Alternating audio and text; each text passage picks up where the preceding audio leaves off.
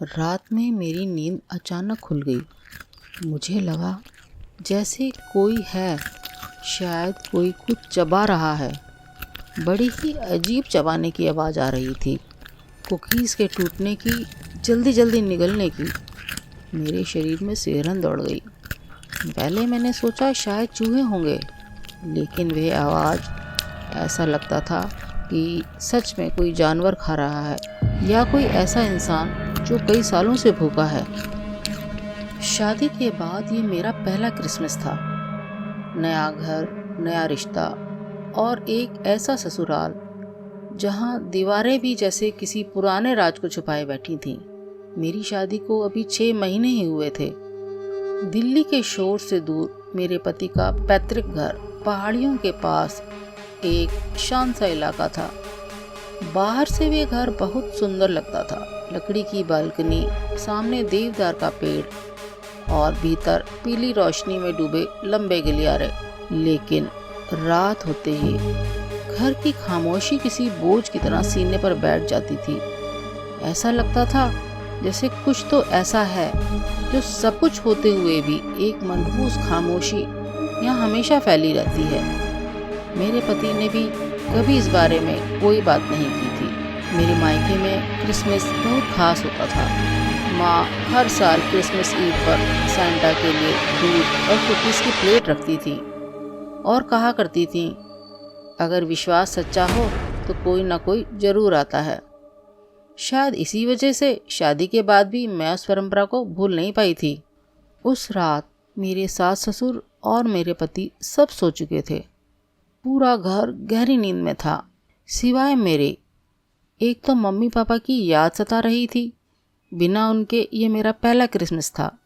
Christmas की decoration के होने के बावजूद घर में बस वह मनुष्यत को मैं महसूस कर पा रही थी। बस घड़ी की टिक टिक और लकड़ी के फर्श की धीमी चरमराहट।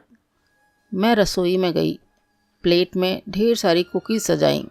मोमबत्ती की हल्की रोशनी में उन्हें देखकर मुझे अपने माँ बापा की बहुत याद आई। पर उनके बताए रीत को पूरा कर रही हूँ, ये सोचकर सुकून मिला। मैंने प्लेट ड्राइंग रूम में क्रिसमस ट्री के पास रखी, ठीक उसी जगह जहाँ दीवार पर एक पुरानी धुंधली फ़ोटो टंगी थी। उस फोटो में एक जवान लड़का था, तेज़ आँखें, गंभीर चेहरा। मैंने पहले भी वह तस्वीर देखी थी। वह मेरे पति का बड़ा भाई था, जो शादी से कई साल पहले अचानक ही मर गया था। किसी ने उसके बारे में कभी खुलकर बात नहीं की थी। मैंने प्लेट रखी और हल्की सी मुस्कान के साथ कहा, मेरी माँ के घर ऐसा ही होता है, सैंटा जरूर आएगा। और मैं भी अपने कमरे में सोने चली गई। रात में मेरी नींद अचानक खुल गई। मुझे लगा जैसे कोई है, शायद कोई कुछ चबा रहा है। बड़ी ही अजीब चबाने की आवाज़ें आ रही थी, कुकीज़ के टूटने की, जल्दी जल्दी निगलने की। मेरे शरीर में सिहरन दौड़ गई। मैंने सोचा शायद चूहे होंगे, लेकिन वे आवाज़ ऐसा लगता था कि जैसे कोई इंसान ही खा रहा है, पर बड़ा ही भूखा लगता है। मैंने देखा मेरे पति गहरी नींद में सो रहे थे। मैं दबे पांव कमरे से बाहर निकली। पूरा घर अंधेरे में डूबा था। बस क्रिसमस की डेकोरेशन में जो लाइट थी वह ही चमक रही थी। सीढ़ियाँ उतरते वक्त हर कदम के साथ दिल और ज़ोर से धड़क रहा था। जैसे ही मैं ड्राइंग रूम के पास पहुंची, मैंने देखा प्लेट खाली थी। कुकीज़ का एक टुकड़ा भी उस प्लेट में नहीं था। और उसी पल मुझे वहाँ किसी की मौजूदगी का एहसास हुआ। मैंने धीरे धीरे अपना सिर उठाया। वहाँ पर नीचे कारपेट पर एक आदमी बैठा था। वही चेहरा, वही आंखें जो फोटो में थी, लेकिन अब उसकी आंखों के नीचे गहरे काले गड्ढे थे।